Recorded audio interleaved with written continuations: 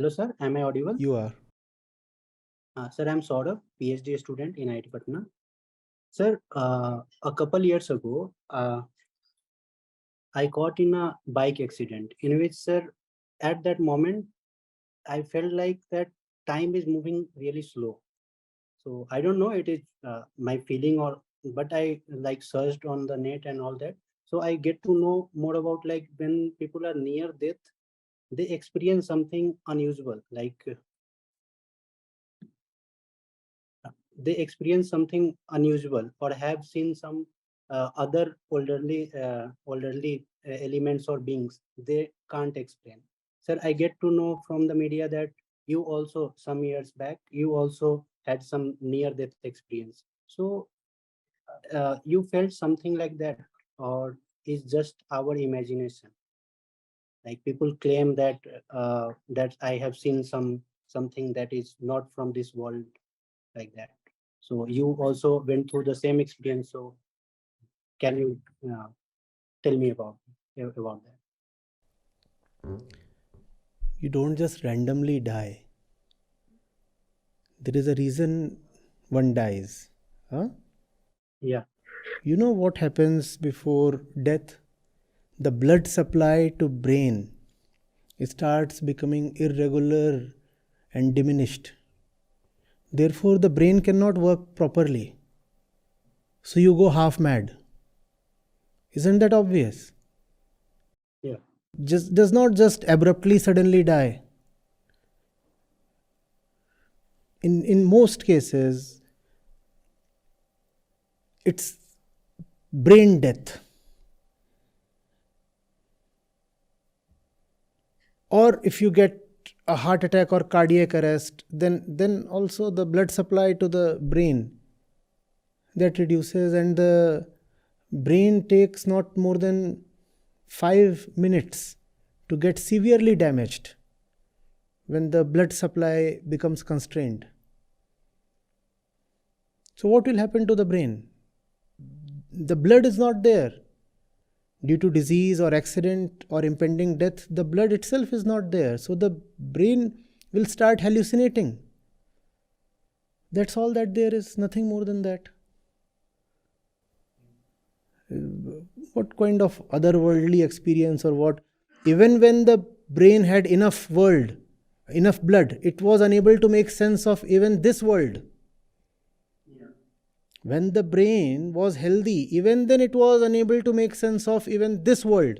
Now that the brain is about to finish off, it will become so powerful that it will start making sense of the other world.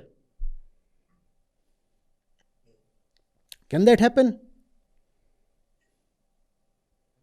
It's like saying, when my car was new, then the maximum speed it could take was 120. But now that the car is about to crumble, it is 40 years old, and it's crumbling in all the directions. It is now taking the speed of 400. And how do you know it is taking 400? The speedometer is showing 400. You know how the speedometer of a 40-year-old car will be? That's your brain. And that's why the brain is showing the speed of 400, because it has gone bonkers. So it is nothing but a result of a malfunction, that you start seeing things and imagining and all that and all that. Yes, I got hit on my head. And I could see that my memory was receding. And that's a purely physical thing, right? There's a part of the brain that is responsible for memory, and it must have been impacted. And I could see I was progressively having trouble in remembering names, events, and stuff. So the part of my consciousness that was still active, that told me that I better make some arrangements before I totally lose it. So I called people and sat down, and I said, if I am gone, this is how the foundation should be run. This is how the books and the publishings should continue. This is how the people of the foundation must be financially supported. So that's what I got written down. Not because I was seeing Yamaraj or some other world, but because I was seeing something very physical, material, tangible, and that was loss of memory. And I was indeed losing memory.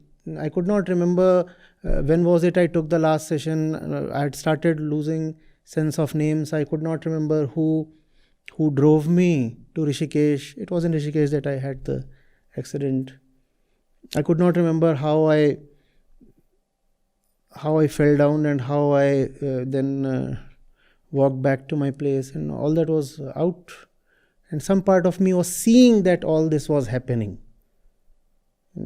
So it was responding with due caution and trying to take some preventing steps. And I was just lucky that all that lasted only for a few hours. By the next day, the memory was back, and I had been imparted a nice lesson about the impermanence of life. And I'm grateful that since that event, I have become even more eager and unrelenting, because I see even more clearly how quickly and how suddenly everything can be lost, and how vulnerable my mission is. So I'm rushing through with things at double the speed, and there is no mysticism or metaphysical stuff involved in this. There is a work to do, there is a mission to accomplish, and time is limited. Therefore, one better be concentrated. That's all that there is.